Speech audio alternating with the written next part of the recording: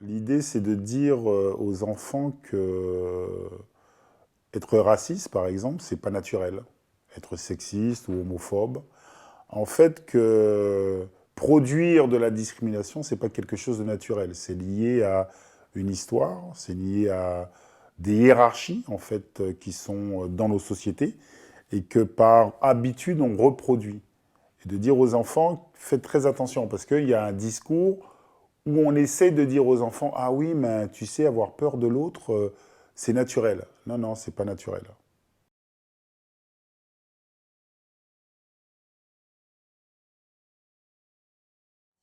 Bon, en fait, moi, je dois avouer que je préfère m'adresser aux plus jeunes, parce que les plus jeunes sont moins conditionnés que les adultes. Mais j'interviens aussi dans les universités, je fais des conférences pour les adultes. Et notamment quand je peux parler aux éducateurs, parce que je pense que c'est ce qui est important aussi, parce qu'on peut démultiplier la parole, je le fais volontiers, oui. Lorsqu'on on parle de discrimination, c'est l'idée de construire une société plus juste et moins violente, en fait. Parce que lorsque vous ne pensez pas aux autres, ça finit toujours par être une société violente. Et je pense que nous devons inciter les enfants à construire de la solidarité. Lutter contre les discriminations, c'est être solidaires les uns des autres. Et peu importe notre différence. Parce que c'est ça en fait. Et donc voilà pourquoi je pense qu'il est essentiel, aujourd'hui en tout cas, parce que je pense que chacun de nous, on ressent quand même que la société devient de plus en plus violente en fait.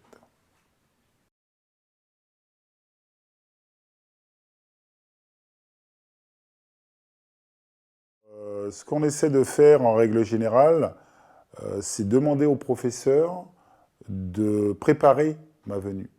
Donc, c'est-à-dire poser des questions sur les enfants, sur les discriminations, lire certains de mes livres. Et d'ailleurs, sur notre site de notre fondation, là aussi, c'est un accès libre pour des questionnements, des recherches. Pour lorsque j'interviens, effectivement, il y a des questions et j'essaie d'y répondre le plus intelligemment possible. Par exemple, on leur dit aussi qu'ils sont en capacité de demander une exposition que nous avons faite avec les petits débrouillards. Et donc, essayer de leur montrer tout ce qu'il y a, en tout cas le travail que nous faisons nous, et aussi regarder tout ce qui se fait sur le racisme. Parce qu'encore une fois, je pense que la préparation est importante parce qu'il y a une discussion dans la classe. Il y a parfois des classes de niveaux différents qui travaillent ensemble, et ça aussi c'est très intéressant. Donc il y a des questionnements de tout âge. Et donc le fait de formuler des questions, c'est aussi essayer d'y répondre.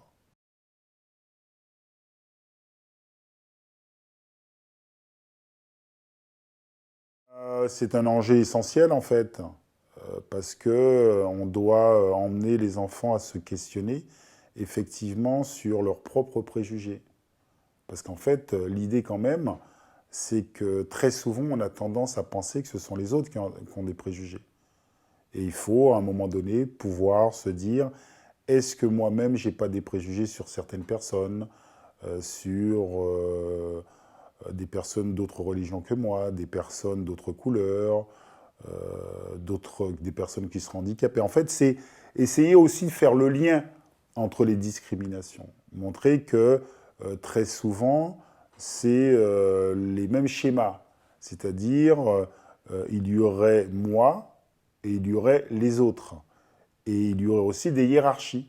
Et montrer que très souvent, chacun de nous, malheureusement, nous sommes enfermés dans des conditionnements. Nous sommes enfermés dans des catégories et qu'il faut questionner nos propres catégories. Par exemple, les enfants, très souvent, ne se rendent pas compte qu'ils sont enfermés dans leur religion. C'est-à-dire que dire enfermé, ça veut dire que la religion vous emmène à accepter certaines hiérarchies. Par exemple, toutes les religions mettent en place la plus vieille hiérarchie qui existe, la hiérarchie entre les hommes et les femmes. Essayer de dire aux enfants, est-ce que c'est juste, par exemple, que les personnes qui doivent diriger les prières, ce sont des hommes? Et parfois, les enfants ne perçoivent pas, en fait, qu'autour d'eux, il y a des choses qu'ils acceptent, mais ils ne se rendent pas compte. Et montrer aussi que, par exemple, les religions nous emmènent à une façon de penser le monde. Et très souvent, par exemple, l'homophobie est reliée aux religieux. Et donc, je pense que c'est très intéressant de montrer que nos propres conditionnements nous emmènent à stigmatiser des personnes ou à rejeter des personnes. Par exemple, l'idée de l'appartenance. Parce qu'en fait, c'est ça qui est très intéressant dans le questionnement. J'appartiens à quel groupe? Et est-ce que j'ai le droit d'accepter d'autres personnes? Et l'idée, c'est de dire aux enfants, voilà, ce qui est très intéressant aussi dans les religions, c'est que les religions vous demandent à choisir votre future femme ou votre futur mari euh, dans la même religion. Et donc, ça veut dire quelque part, il faut questionner aussi ça.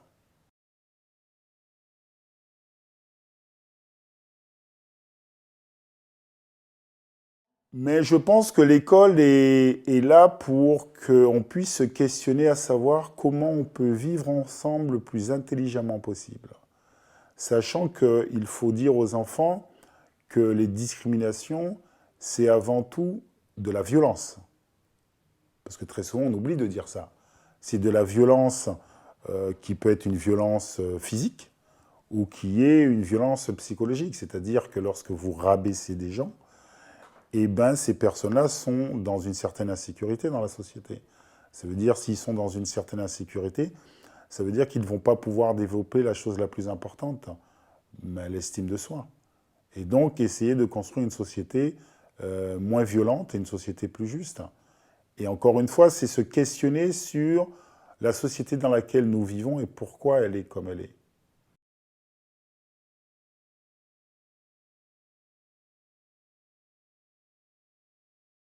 Moi, je pense que, encore une fois, il faut emmener les enfants à débattre sur ce qu'ils sont, sur la société dans laquelle ils vivent. C'est-à-dire qu'il faut essayer de faire en sorte que les enfants perçoivent en fait les discriminations. Parce que très souvent, vous allez reproduire des discriminations par habitude. C'est-à-dire que je pense qu'il n'y a pas de parents qui disent à leurs enfants, voilà, écoute, toi tu es un garçon, sache qu'un garçon, ben, c'est supérieur à une fille, c'est lui qui doit commander. Je ne pense pas qu'il y a beaucoup de parents, il y en a quand même, hein, qui peuvent tenir ce discours. Mais en règle générale, non. C'est-à-dire que le garçon va être dans un environnement, va être éduqué par son environnement, et va finir par croire que c'est légitime, qu'il est plus légitime qu'une femme. Et pire encore, c'est qu'une femme qui va grandir dans cet environnement va parfois intégrer aussi qu'il y a certains rôles à tenir et que peut-être que c'est juste que ce soit l'homme qui prenne les décisions pour la famille. Et donc, en fait, c'est ces questionnements-là qu'il faut emmener les enfants à réfléchir sur ces questionnements pour peut-être essayer d'être le plus libre possible, sachant que être libre, c'est avoir la capacité de se mettre à distance avec les préjugés. Mais pour cela, encore une fois, il faut les percevoir.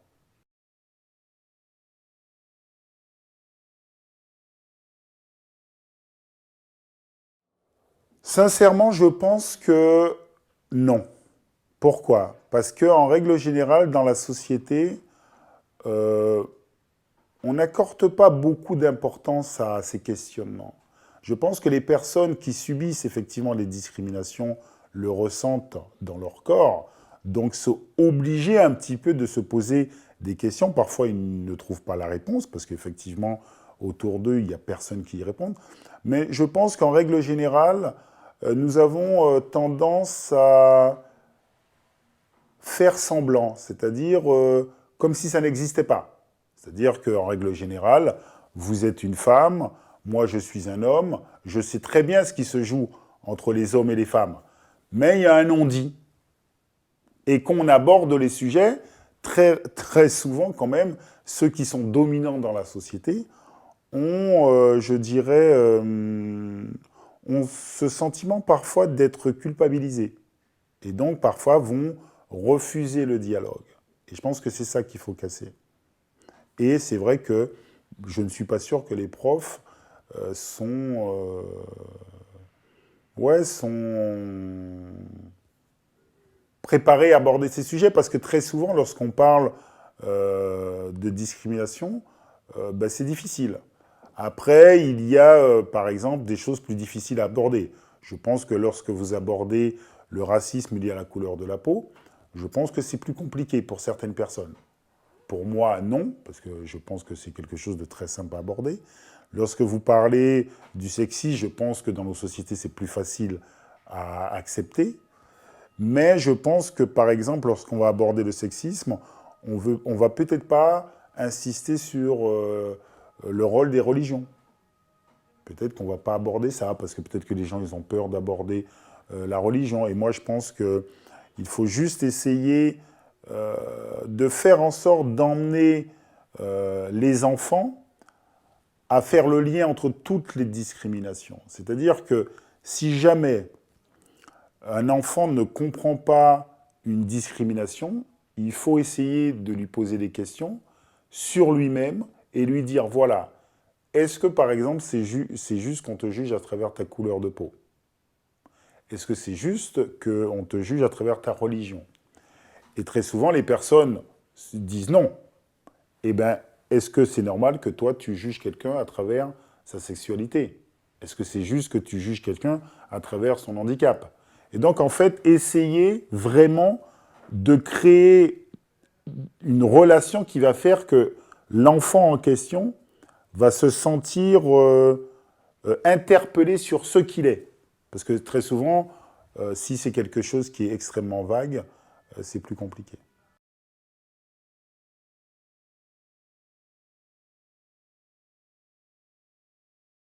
Tout d'abord, mes félicitations, parce que franchement, être enseignant, c'est juste extraordinaire. C'est un rôle incroyable, parce que vous allez construire les adultes de demain. Je dis bien construire, parce qu'effectivement, je pense que les professeurs, parfois, ont un impact incroyable sur les enfants. Et moi, j'ai eu des professeurs, et je sais que ce que je suis aujourd'hui, c'est dû à ces professeurs-là aussi. Et donc, les féliciter et leur dire que pour parler de ces sujets-là, il faut être aussi être au clair avec ses propres préjugés. Et il ne faut pas avoir honte de être confronté à ses propres préjugés pour pouvoir mieux en parler, et que parler des discriminations, c'est pas quelque chose de tabou. C'est juste essayer de dire aux enfants, faites très attention. Lorsqu'on parle de discrimination, eh ben, il y a des gens qui subissent, mais il y a des gens qui profitent aussi des discriminations. Et, et ça, parfois, on oublie de le dire. On oublie de dire qu'il y a des gens qui profitent des discriminations. Et c'est pour cela que c'est très compliqué de changer les choses. C'est-à-dire que lorsque vous discriminez, par exemple, une personne noire, eh ben, ça veut dire qu'une personne qui est de couleur non noire est avantagée. Lorsque vous discriminez une femme, ça veut dire qu'un homme est avantagé. Et les gens qui sont avantagés, en règle générale, veulent garder ces opportunités. Et c'est ça le problème, en fait, des discriminations.